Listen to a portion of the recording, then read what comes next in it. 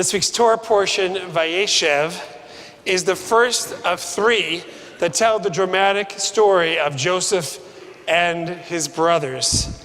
These portions are so engaging that they became the foundation for the Broadway musical that many of us have seen, Joseph and the Technicolor Dreamcoat, timeless and also ancient in its rendering of this famous story. And at the very end of this week's Parsha, we find Joseph imprisoned for a crime he did not commit. I have some nodding here because you know these portions very well, I know. And while in jail, Joseph befriends two other prisoners who happen to be Pharaoh's chief baker and cup holder. I think many of us know that when people look to buy a new car, one of the things they look for the most is for the cup holder. And Pharaoh is so good to be Pharaoh that he had his own human cup holder that would stand by him. And that was great for Pharaoh, but not always so good for the cup holder. For as in this story, Pharaoh became annoyed with him and his friend the baker and threw them into prison unfairly. The two members of Pharaoh's staff have dreams which Joseph correctly interprets. The cupbearer's dream, says Joseph, means that he will be released back into the palace shortly, and it happens. He's exonerated, and desperate to extricate himself from his unjust sentence, Joseph pleads with the cup holder before he leaves and asks him to speak to Pharaoh on Joseph's behalf. Joseph says, I'm quoting the text, "Think of me when all is well with you again, and do me the kindness of mentioning me to Pharaoh as to free me from this place. For in truth, I was kidnapped, and I've done nothing wrong here.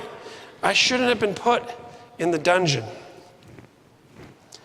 Just as Joseph's dream interpretation had predicted, the cup holder is released, and this week's portion concludes with these ominous words.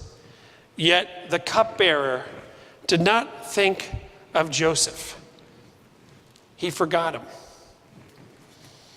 This closing verse reflects a timeless truth found throughout the portion and throughout our tradition, that regular human beings have the ability to influence each other's lives, and sometimes these people can make all the difference in someone's future. Sometimes these individuals are family members, and other times they are complete strangers.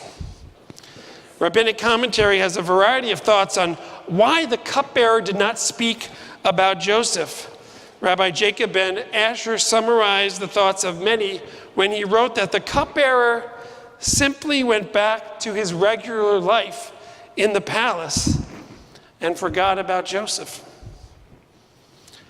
Recently, a congregant asked me to share my recommendations on how to initially teach a preteen child about the Holocaust.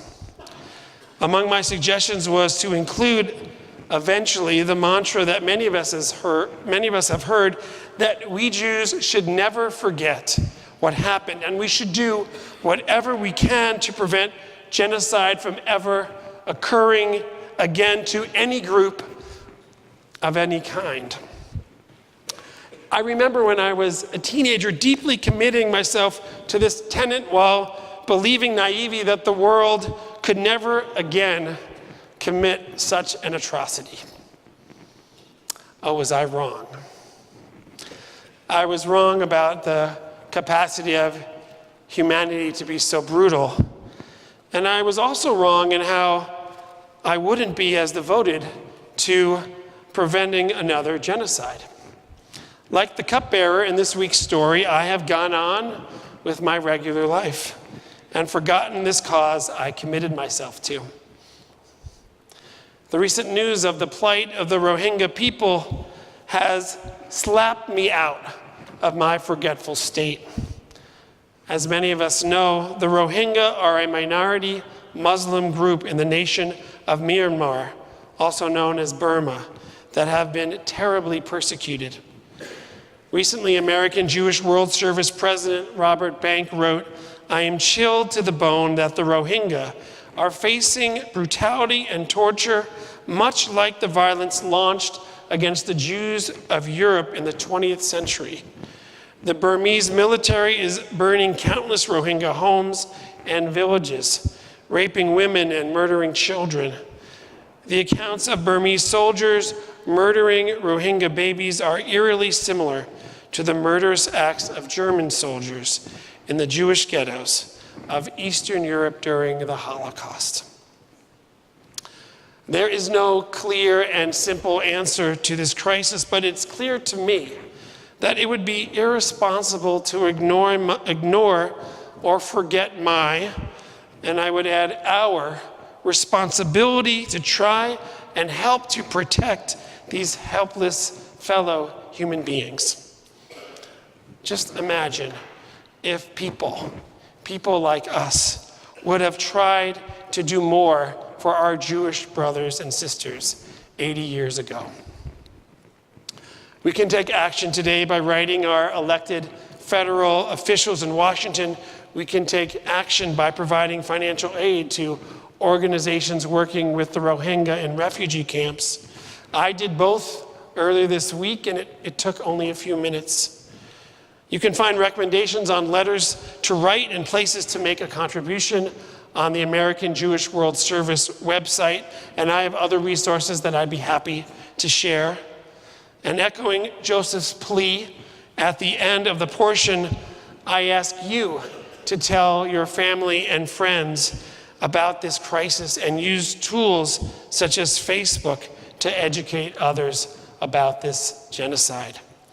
You can see my recent post on Facebook as an example.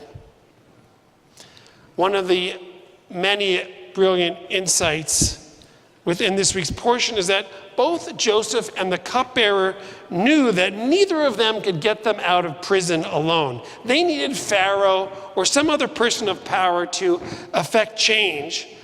And eventually, when Pharaoh himself has a dream that needs interpreting, the cupbearer does remember Joseph. And that remembering results in Joseph eventually being freed. So let us remember.